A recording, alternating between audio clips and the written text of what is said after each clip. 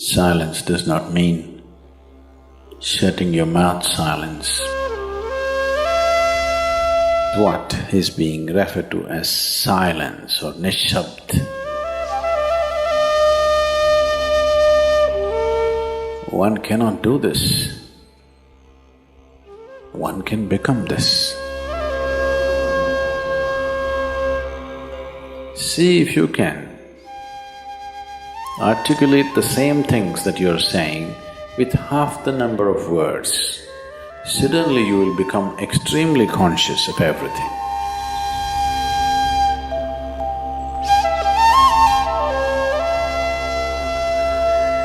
The wind makes its own sound,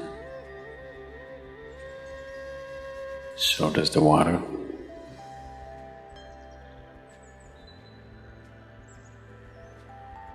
So does the earth. In fact, so does the sky. All the celestial objects are making their own sounds. There are sounds of pain, sounds of pleasure, sounds of misery, sounds of joy. For everything there is a sound. With human life, it's very true. Sounds of life,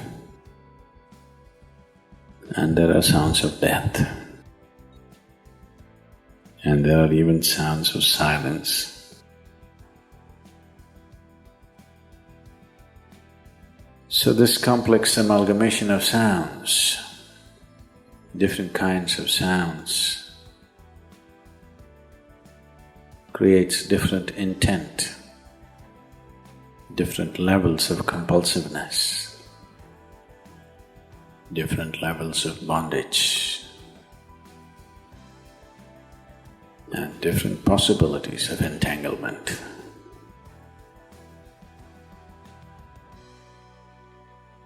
In all this, why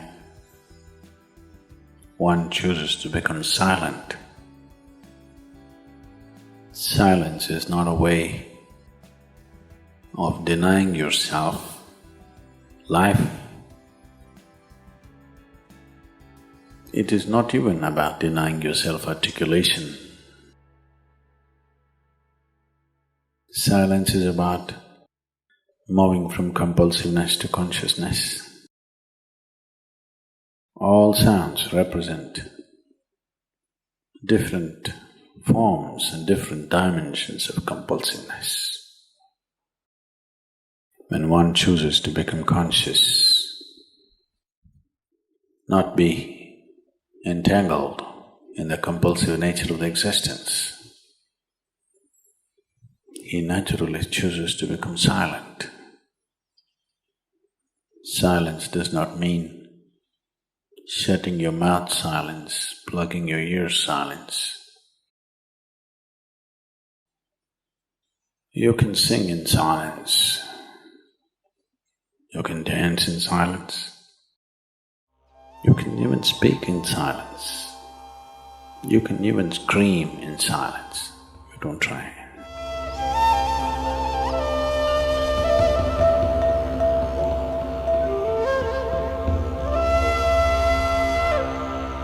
That does not mean when everybody is silent you scream. That is not screaming in silence.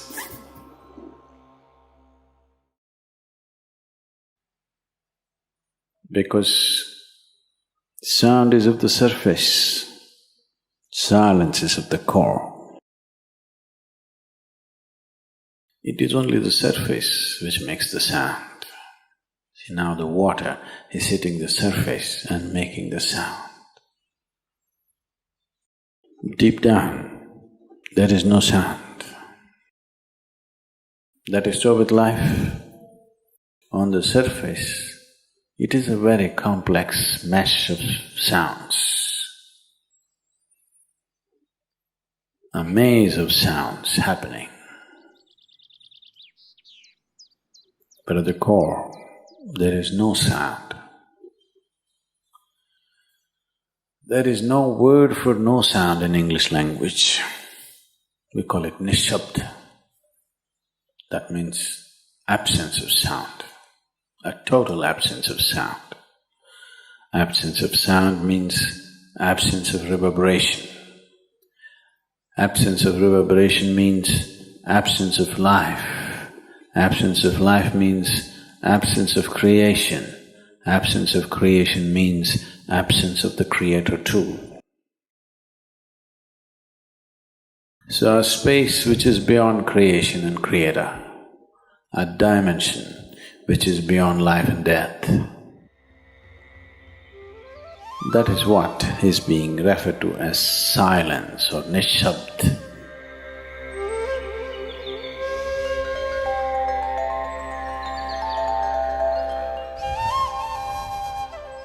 One cannot do this. One can become this. Commonly, there are two words employed to describe this.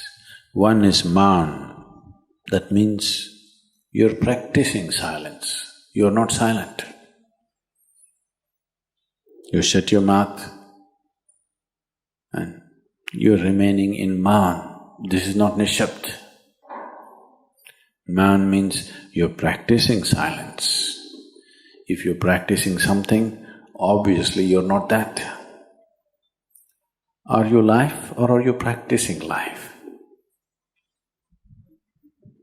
I'm asking you. Are you life or are you practicing life?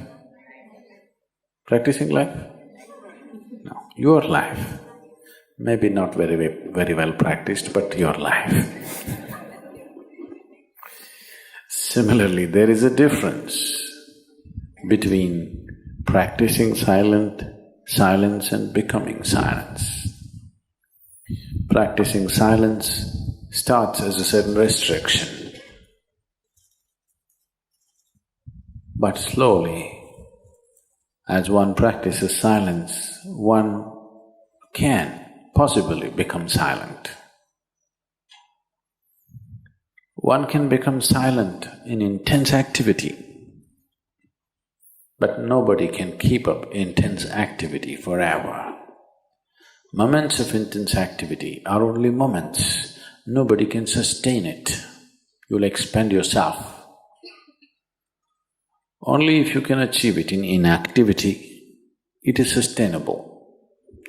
If something is possible only in intense activity, it is never sustainable.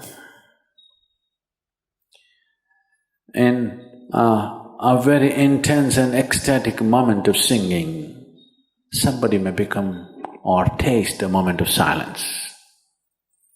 But how long can you keep it up? Your throat will tear. And your neighbors may kill you. Possible. So this possibility of coming to silence or becoming silent also means to become still, to become utterly still. Stillness can be achieved in so many ways. If you watch a snake, he's still. If you watch a tiger which is on a hunt, absolutely still, charged but still. These are all different dimensions of stillness practiced for survival. If a snake moves too often, he'll get killed. If a tiger does not know how to be still, he'll never get his food. These are all acts of survival. A human being, for survival, he has to be active. Only when his vision falls upon something which is beyond survival, then he will think of stillness. Then he will understand as he observes himself, as he notices the complexity of one's compulsions. He understands the only way to solve it is to become still. to train this body, to train this mind, to become still.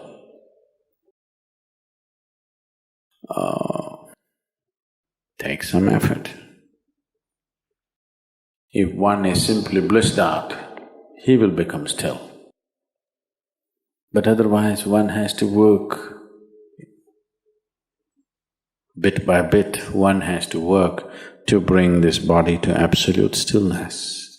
Most people cannot hold their body in one place for any length of time. They're all the time in moment.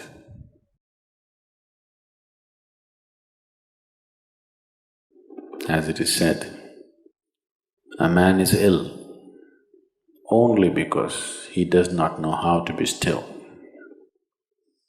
Because in stillness, you're in touch with a dimension way beyond creation.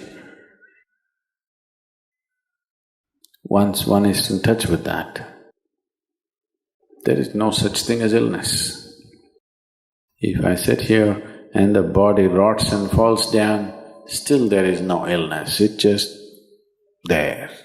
Because in fact, when one becomes utterly still, he may not be able to hold on to the body unless he learns the tricks, the mechanism of the body. So why should I become still? Will I lose my body? Anyway, you will lose your body. When the time to lose your body comes, if you want to lose it gracefully, then you must know at least a little bit of stillness. If you want to put your body down like you can put this piece of cloth down, with the same ease, with the same gracefulness, then you need to have some stillness in you. Otherwise, you and your body, you have to be torn apart, which is an ugly thing to do. When you're being torn away from your body, it is an ugly and painful thing to do, unless you can keep it down. There's no grace in life. So if one has to attain to that grace, at least a certain amount of stillness has to enter your life. For this to happen, a certain level of silence has to enter your life. If right now it is not coming, at least practicing a little bit of Maun. In an hour, if you're speaking 1,573 words right now, how many more? How many words do you spit out in a minute? 1,573, you're actually doing that many? I thought that's impossible. Okay, I believe you. So whatever number you're doing, see if you can articulate the same things that you're saying with half the number of words. Suddenly you will become extremely conscious of everything. Right now, our oral diarrhea is happening. If you're doing 1573, it's diarrhea, okay. Now, if you have to hold back half the words and still say the same things, now you have to be very conscious, otherwise you cannot say it. Just try this and see. Tomorrow, one day. In an hour, normally what number of words you utter, make it half. Don't curtail your activity, still say the same things. But with half the words, how wonderful the whole world will feel, you know.